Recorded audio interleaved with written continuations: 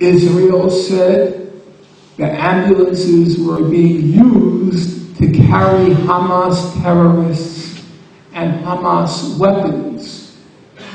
Every human rights organization investigated that allegation very closely. They all concluded the same thing. There's no evidence that Hamas was using the ambulances to transport terrorists or weapons.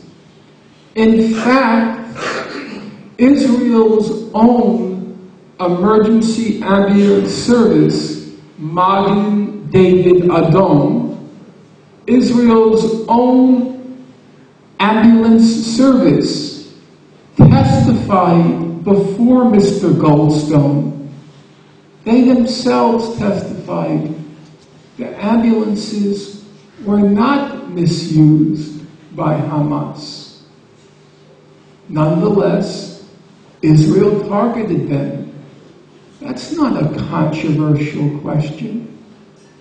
In fact, it's so uncontroversial that if you read Israel's own defense of what it did in Gaza, when it comes to the question of the ambulances, the only defense they had was there was one report,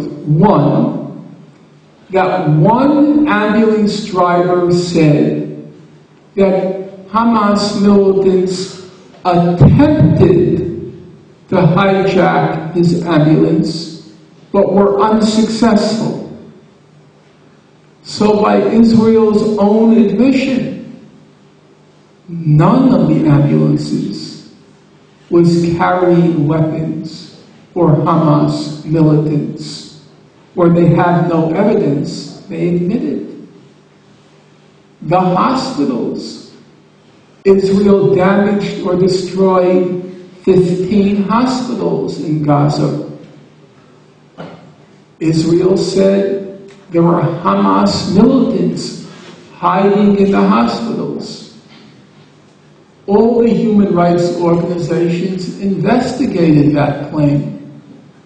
They found no evidence that Hamas militants were using the hospitals. Israel systematically attacked the mosques in Gaza. That's a pretty awful thing to do, to attack the sacred houses of worship of a religion. Well, Israel said there were weapons stored in those mosques. On its face, it would mean Hamas was very stupid, because the mosques were under surveillance all the time by the Israelis. Why would you store weapons which were very scarce? Hamas did not have a very big arsenal, as became clear during those 22 days. Why would you store them in a place that's being constantly watched by Israel, when there were places where it was much easier to hide the weapons? But then there was another problem that arose. Israel systematically targeted the minarets on the mosques. Why? The minarets are very narrow, and so it was impossible for Palestinian militants to climb them and use them for surveillance. They also do not have stairs. So the Dugard Committee, the committee headed by the distinguished South African jurist John Dugard, no problem. He said the minarets were targeted for one reason, because they symbolized Islam. That was his conclusion. across the board, none of the Israeli claims held up when human rights organizations investigated them. Most significantly,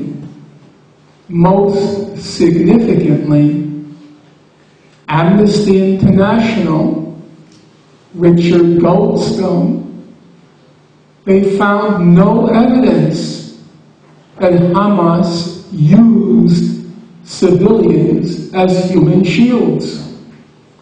All of you, I'm sure, have heard the claim that Hamas used civilians as human shields.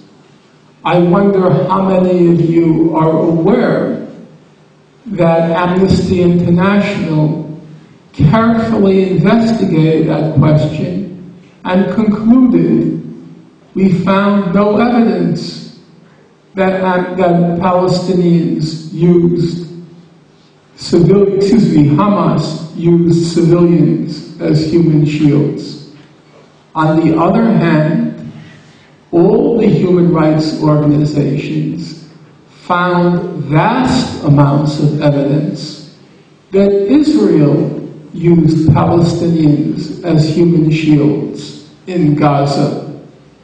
And as you may have noticed, when the video was describing what happened in 2002 in Israel's so-called Operation Defensive Shield, it said human shields. That's what Israel always does. There was no evidence that Hamas did that. Let me now turn to the last aspect of the conflict, because time is past what I promised. And that's how to resolve the conflict. And we're all told it's such a complicated conflict. Maybe everything is true about Israel's human rights record, and maybe it's true that Israel is more aggressive than we thought. But you have to acknowledge that resolving the conflict is complicated, as the media likes to say, controversial. So you have to judge for yourself. And here again, we have what you might call an arithmetic, a mathematical proof, which it will be your job to disprove if you disagree with me. Because every year, the United Nations General Assembly, they vote on a resolution called Peaceful Settlement of the Palestine Question, every year in November. And the terms for resolving the conflict are the ones which I already mentioned based on international law. There has to be a full Israeli withdrawal from the territories it occupied in June 1967, because you're not allowed to acquire territory by war. So Israel has to fully withdraw from Gaza, fully withdraw from the West Bank, and fully withdraw from East Jerusalem. And the settlements have to be dismantled, and there has to be a resolution of the refugee question based on the principles of international law, which are either the refugees are allowed to return to their home, or they have to be compensated for their losses. That's the terms for resolving the conflict. And every year in the General Assembly, there is a vote. Now, I will read you quickly the most recent votes. Let's start from the last 13 years. I'll just do it quickly.